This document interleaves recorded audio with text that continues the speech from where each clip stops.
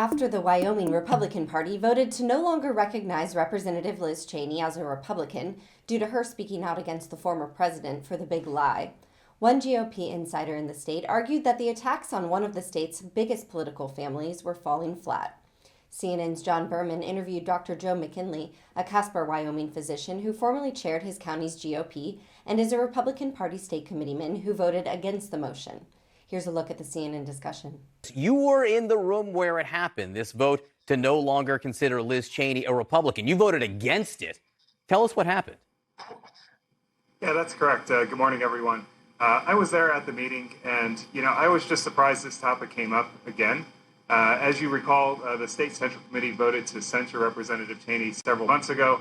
They got it out of their system. They shook their fist at Representative Cheney.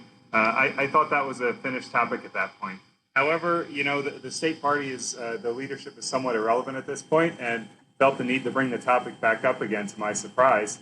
And, this is even crazier. I mean, you can't tell someone that they're not a Republican. If they register as a Republican and say they're a Republican, then they're a Republican.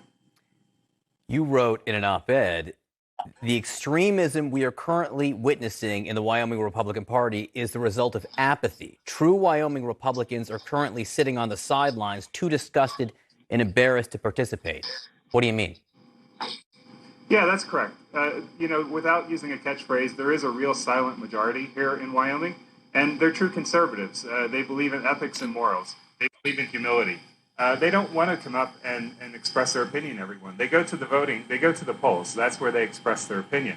They also don't want to be harassed. There's actually a lot of anger out there, and there's a lot of extremists, even within our own party, that if you express an opinion that differs from theirs, they're going to try to embarrass you, they're going to try to harass you, they're going to harass you on social media.